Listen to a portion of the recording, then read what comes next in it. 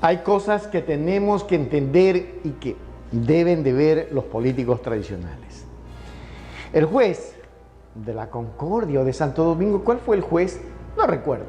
Pero ese juez que volvió a reposesionar a los señores del Consejo de Participación Ciudadana debería de recibir una charla magistral del doctor Juan Falconi Puig. Miren lo que dice el doctor Juan Falconi Puig respecto a esto del Consejo de Participación Ciudadana y Control Social a los 4 destituidos y a los 4 restituidos. Es decir, ¿cómo es esto de que un juez de la Concordia y una Corte Constitucional, etcétera? Es muy sencillo. El control de la constitucionalidad puede ser concentrado, que es en un tribunal constitucional, o difuso en cualquier juez que actúa como juez constitucional cuando se trata de materia constitucional. Y nosotros en Ecuador tenemos un sistema mixto.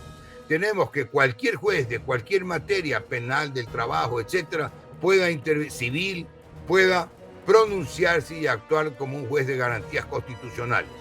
Y eso es independiente del control concentrado y de la facultad de interpretación exclusiva, pero exclusiva como facultad general que tiene la Corte Constitucional. Entonces, el tema al final del día termina siendo muy sencillo. Y ya que mencionamos este caso concreto del Consejo de Participación, no podía el juez de la Concordia ni cualquier otro juez entrar a analizar siquiera un acto del Pleno de la Asamblea Nacional, una de las funciones más importantes y democráticas, el seno de la democracia en cualquier país que siga un sistema de gobierno presidencialista, ¿verdad? Mayor razón si es el sistema de gobierno parlamentarista. Entonces, entra este juez de la Concordia a analizar ese caso y simplemente se pronuncia como que sí, el Pleno de la Asamblea violó la Constitución. ¿Cuáles habrán sido? No los hemos podido revisar en concreto los derechos constitucionales que estimaron violados los consejeros actuales destituidos del Consejo de Participación. El derecho a la defensa no, porque hemos visto que se han defendido, se han sido notificados con el juicio, han intervenido en los debates, han seguido la etapa de la prueba. No hay derechos procesales constitucionales de por medio que puedan haber sido violados y no sé, por eso no se han hecho públicos, no se han esgrimido. Todo lo contrario, lo que se dice es que se desiste abiertamente de la segunda acción de protección planteada ante un juez de Quito, porque ya se ha terminado en primera instancia, esa decisión es apelable, la decisión del juez de la Concordia sobre una materia constitucional. ¿Y cuál es al final del día ese gran problema dentro de ese tema? Que en el Pleno de la Asamblea, en sesión convocada para el efecto, resolvió la destitución de 4 consejeros del Consejo de Participación Ciudadana. Y resolvió eso por plenamente, no hay violación constitucional, está entre las facultades del Pleno, está entre las facultades de la Asamblea el juicio político a determinados funcionarios, los ministros de Estado, el procurador, etcétera, y entre ellos el Consejo de Participación Ciudadana. Y entonces no hay violación alguna, y lo que se alega es que no hubo un informe que debió emitir la Comisión de Fiscalización de la Asamblea.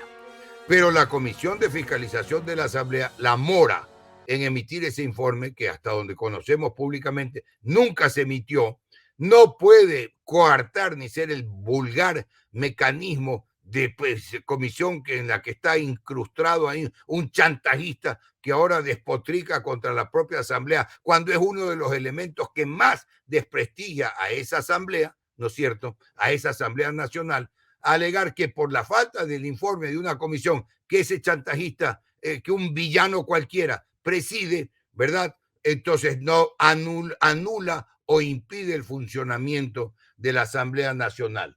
Eso no es posible, no es admisible, ¿verdad? Y entonces por eso es que el Pleno de la Asamblea, que de acuerdo con el artículo por ahí 81, 82 de la Ley Orgánica de la Asamblea Nacional, de la función legislativa, podía perfectamente pronunciarse y resolver o bien el archivo o bien el juicio político. Y dentro del juicio político, la censura como en efecto se dio la censura de esos consejeros del Consejo de Participación Ciudadana.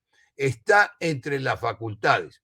¿Y por qué además? Que todo esto quede claro, porque no es que impera una constitución ni un artículo de la constitución, no es que impera solamente una ley, un artículo de una ley, es todo un sistema jurídico que está concatenado, que lleva al final del día a que los funcionarios públicos, todos los funcionarios públicos, que quede esto muy claro, todos los funcionarios públicos, dice el artículo 26 del Código Orgánico de la Función Judicial, todos los funcionarios públicos solo pueden hacer lo que les está permitido, lo que les sea permitido, en todo en el sistema, en el artículo 232 de esas mismas leyes, etcétera. No es que el funcionario público pueda hacer lo que se le ocurre, lo que a bien tiene cuando a bien tiene, sino que tiene que estar sujeto a todas las reglas que rigen en la República, y por eso insisto en que se trata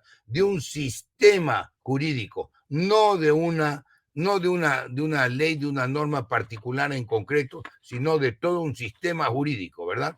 Así que esta es la síntesis. Transmito estos breves comentarios. En lo posible, pues hemos acudido a la cita de leyes en concreto, artículos en concreto, las concordancias que tienen que ver con los temas que he referido y he tratado, a partir de las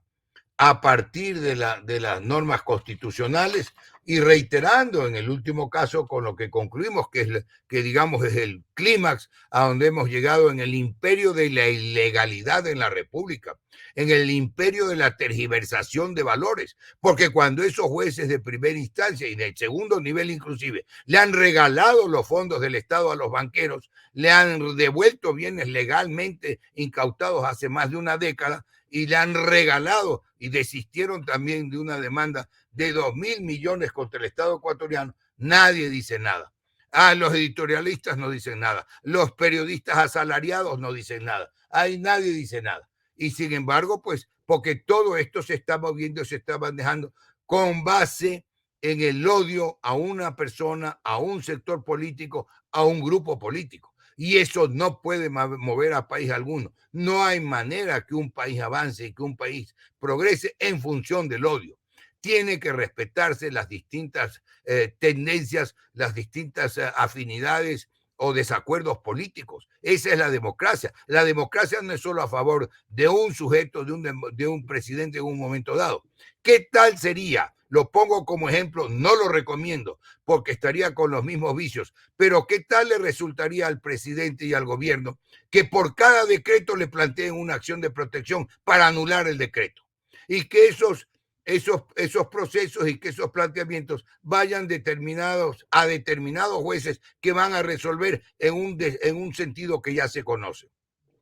Convendría revisar de estos jueces y de algunos de estos jueces el origen del documento, se puede sacar técnicamente, en qué computadora se hizo, mirar la redacción, comparar la redacción de esos fallos con otros fallos del mismo juez, comparar la puntuación, las faltas de ortografía, etcétera, y se puede llegar fácilmente a ver que las sentencias o muchas de esas sentencias o decisiones de esos jueces no son hechas por los jueces que las firman. No puede un país vivir sin que haya jueces que hagan bien, que declaren bien y pronto la justicia. Estamos llegando en un momento dado a un país que es todo el país que prácticamente perdió el juicio. El que pierde el juicio es el país, es Ecuador entero. Y si se sigue dando lugar a esas acciones de protección improcedentes, cuando se trata de hechos que no son violaciones constitucionales, cuando los actos que dan lugar han sido revocados o extinguidos, cuando los actos por los que se plantea una acción de protección son absolutamente legales y, por supuesto, constitucionales, no cabe acción de protección alguna y no hay lugar, como no puede haber lugar, a una declaración de inconstitucionalidad. Y entonces digo, no hay conclusión más exacta que la que dijo el doctor Juan Falconi Puig. Si el presidente emite un decreto, entonces yo como ciudadano busco 10 jueces hasta que uno me diga que una acción de protección va a tirar abajo un decreto presidencial. Entonces, ¿qué estaría haciendo la justicia metiéndole mano al Ejecutivo? No hay conclusión más práctica. Si entonces mañana el presidente emite un decreto, yo voy ante 7 jueces y pongo una acción de protección porque eso me está perjudicando como ciudadano y el juez tendrá que acoger mi acción de protección. Dicen que en tierra del ciego el tuerto es rey y seguimos gobernados por el tuerto, sigue siendo rey, pagando para que lo respalden y con un poco de fuerzas armadas y de policías ahí grandotes que van a resguardarlo, sabiendo que si soy popular es la gente la que me cuida. Qué lástima por el Ecuador, estamos en total indefensión.